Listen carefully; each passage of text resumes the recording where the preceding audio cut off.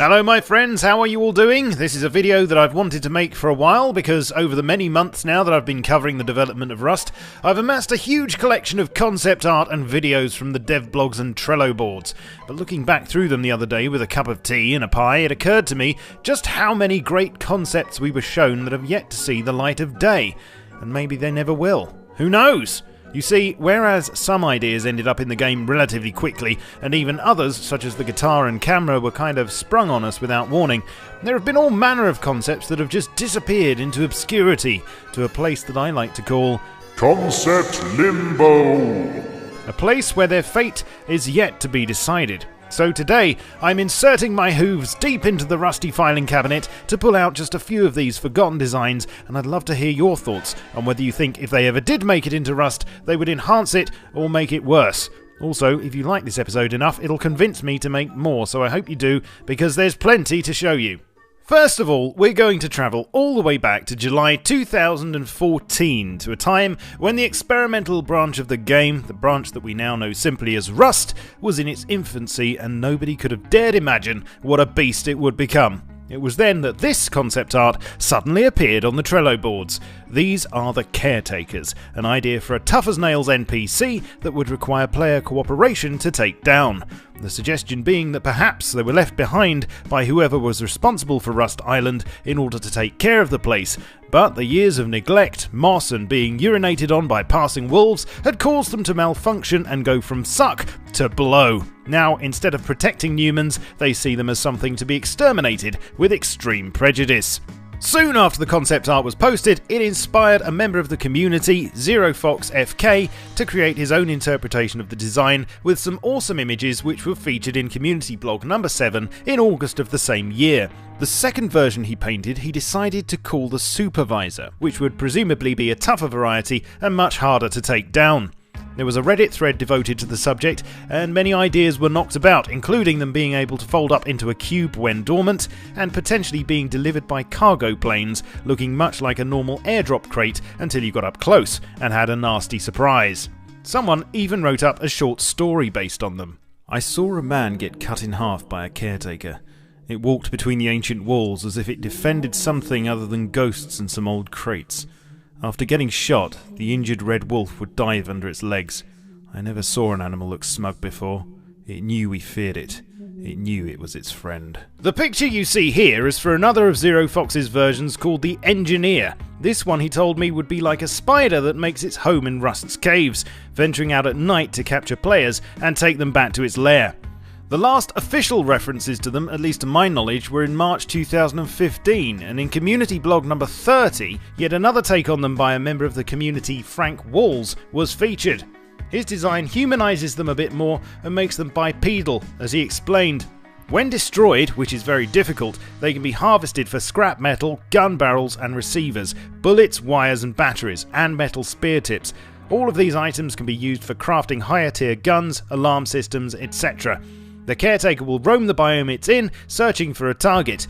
Once a player gets within a certain range of the Caretaker, it will lock on and follow them until it engages the target or loses it.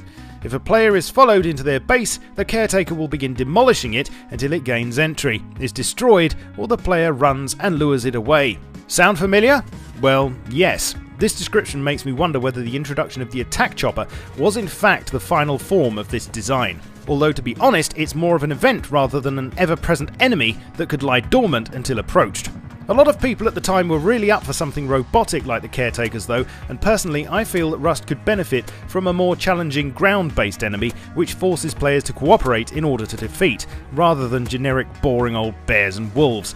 Of course, robots may not be everyone's cup of tea, but I think they fit in nicely with the Rusty theme of the game, and at least they're not zombies. Gary does seem to want to keep Rust grounded in some kind of reality though, albeit an odd one, and maybe that's why they were never pursued. Interestingly though, in a recent dev blog, a concept for giant mutated Bigfoot type NPCs was put forward and was pretty well received. No less outlandish than malfunctioning caretaker robots if you ask me, but I guess we'll just have to wait to see what happens to that one. The next concept I wanted to show you is something that seems to be almost universally popular, surprise surprise, and that is the ability to handcuff other players. I mean, we've got prison fences and gates, so why not complete the ensemble by giving us a way to incapacitate and capture people?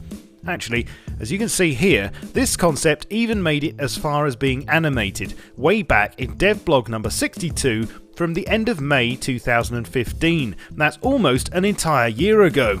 From the look of things, handcuffing players wouldn't restrict their movement completely, although it would most likely stop them from being able to interact with things, use tools or weapons, and presumably prevent them from suiciding too.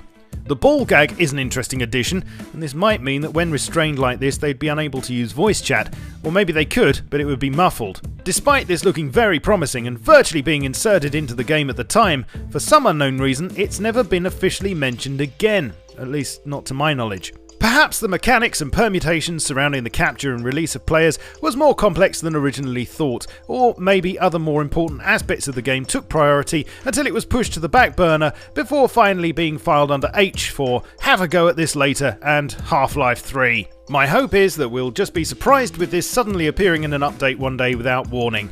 Again, we'll just have to wait and see. Now, Rust Island isn't exactly world famous for its abundance of aquatic life, which is a shame really, because the oceans and rivers are nature's way of saying, welcome to the all-you-can-eat buffet. However, if we take a trip all the way back in time to June 2014, we were treated to some tantalising concepts that hinted at fishing making an appearance in the Rust reboot rather early on.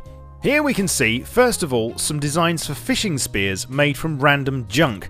Then, later on that month, we were treated to a few ideas for fishing traps. The idea behind these is that they could be left in a river or the sea whilst you went out gathering resources for the day. Then, when you came home, you could enjoy a nice fish supper.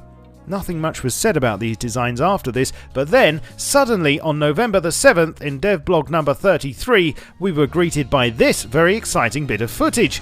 It seemed that not only had a fishing rod been modelled, but the animations for angling failure and success had also been sorted out. There was a disclaimer that went along with the video though, and it read thus: Goosey made a fishing model. I have no idea when, if, how we're going to implement it. Well, at least they were honest about it. And indeed, since then, it seems it was squirreled away into a dark crevice in the back of the Facepunch office with no promise of ever seeing the light of Rust. If you ask me, I'd say that fishing wouldn't just be good for food, but could also become an awesome mini-game in its own right. Imagine a group of players standing on a jetty comparing the sizes of their halibuts, or perhaps even things other than fish could be hooked out of the deep, such as resources, rare items, or footwear. Of course, there's nothing more relaxing than getting your rod out and dangling it in the sea, and I hope that one day, maybe, we'll be able to do just that. I want to know what you think of these three concepts that could have been, so please leave me your ever insightful comments below, along with feedback on whether you'd like to see more, as I have a stack as thick as a whale sandwich that I'm just waiting to show you. Thank you for liking, subscribing and sharing this video. Please visit me on Twitch, Twitter and Steam, and I'll catch you all in the next video. In the meantime, stay rusty. Cheerio.